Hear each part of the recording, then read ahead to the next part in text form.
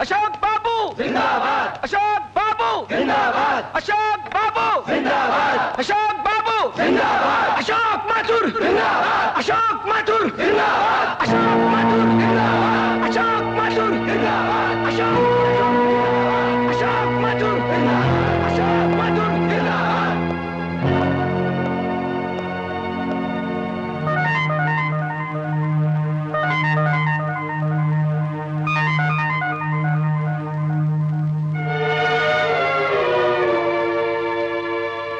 दोस्तों, आप ये जानते हैं कि आज की ये मीटिंग कितनी अहम है। इससे पहले कि ये मीटिंग बाकायदा शुरू हो, इससे पहले कि इस मीटिंग की शुरुआत हो, हम सब ये जानना चाहेंगे कि हमारा इस मिल का और शेर दीनानाथ का आपस में रिश्ता क्या है। ये मिल एक मजदूर का सपना था, उस सपने का क्या हुआ?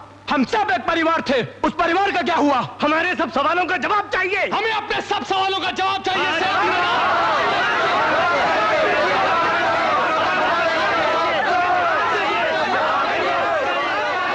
हमारे उन सपनों का क्या हुआ? हमारा अब आपसे रिश्ता क्या है? कोई रिश्ता नहीं, और वो जो था वो जल गया। मेरे बेटे की चिता में जल गया वो। लोग भूल करते हैं और उसकी सजा भी पाते हैं। हमें भी मिल गई अपनी भूल की सजा। मुझको मिली, वो सामने मेरी बीवी बैठी है उसको मिली,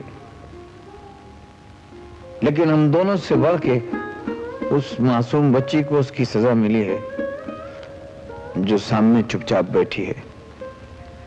खैर, ऊपर वाला सब देखता है। हम ऊपर वाले की नहीं, अशोक बाबू की बात करते हैं। उन्हीं के कंधों पर इस मील की बुनियाद रखी गई है। गौर से देखो, गौर से देखो, उन कांधों पर मेरे सुखी परिवार की अर्थी रखी है। वो झुका हुआ सर गवाह है कि वो कलंकित है। और अगर तुम ये समझते हो कि मेरी बात सच नहीं है, तो शख्स सामने बैठा है, उसे कहो कि खड़ा होकर बड़ी महफिल में कहे, मेरे सामने मुझसे कहे कि दीनानाथ झूठ बकते हो तुम। मैं बुरा नहीं मानूंगा। कहो उससे, सेठ दीनानाथ जी, आप अशोक बाबू की शराफत का नाजायज फायदा उठा रहे हैं। दीनानाथ ने जिंदगी भर अपनी मेहनत और ईमानदारी के सिवा किसी चीज का कोई फायदा नहीं उठाया। तुम लोग शराफत का नाम लेते हो, शराफत है कहां? हां, जलालत की बात करो, क्योंकि जमाना जलालत का है, राज है जलालत का। और मेरी मानो तो अब भी वक्त है। इन फरेबियों के चेहरे से नोच लो दोस्ती का वो झूठा नकाब, तो उसके पीछे देखोगे तुम्हें अपने ही दुश्मन का चेहरा नजर आएगा। ये लोग तुम्हारे ही झंडे के नीचे तुम्हारे कदम के साथ कदम मिला के चलेंगे।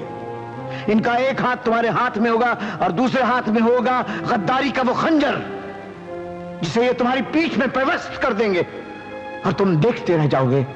हां, देखते रह जाओगे, बिल्कुल उसी तरह जिस तरह के मैं देखता रह गया। और तुमसे एक बात और कहूं मैं, अगर इन गद्दारों को रोका न गया तो यही होता रहेगा। बेगुनाहों का, गरीब मजदूरों का खून शहर की गलियों में नालियों में बहता रहेगा और अक्ल के अंधे इन्हीं कातिलों की जय जयकार करते रहेंगे। अपने नारों की बदमस्ती में अनजान मजदूर अपने नफा नुकसान की तमीज खो देगा। वो बिक जाएगा, वो बिक जाएगा बिन दाम, बिल्कुल उसी तरह जिस तरह कि आज तुम सब बिक गए हो। बस मुझे और कुछ नहीं कहना। इस खूबसूरत और जज्बाती तकरीर के लिए बहुत बहुत मुबारकबाद सेठ दीनानाथ सक्सेना। लेकिन अफसोस मिलें जज्बात से नहीं चलती, इसलिए आज ये मिल बंद पड़ी है और इसके जिम्मेदार आप, सिर्फ आप हैं। दोस्तों, आप में से दीनानाथ को कोई भी इतनी अच्छी तरह नहीं जानता जितना मैं जानता हूं। इन्होंने जिंदगी भर दूसरों के कंधों पर पांव रखकर अपने कद को ऊंचा करने की कोशिश की।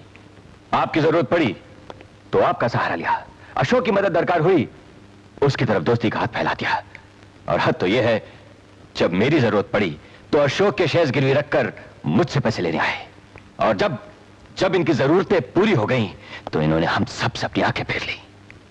कौन नहीं जानता कि दीनानाथ मिल्स को खड़ा करने में आप सबका और अशोक माथुर का कितना बड़ा हाथ है।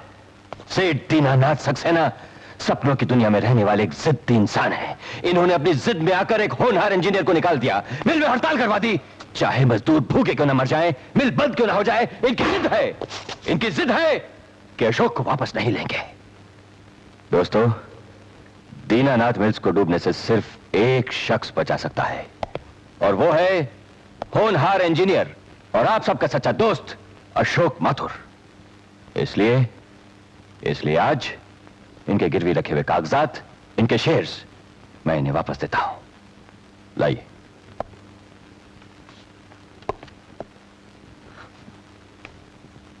हाँ, ले लो ना, यही तो तुम्हारी तमन्ना थी। लेते क्यों नहीं? तुम्हें तुम्हारी कीमत मिल रही है, बड़ा हाथ ले लो, ले लो।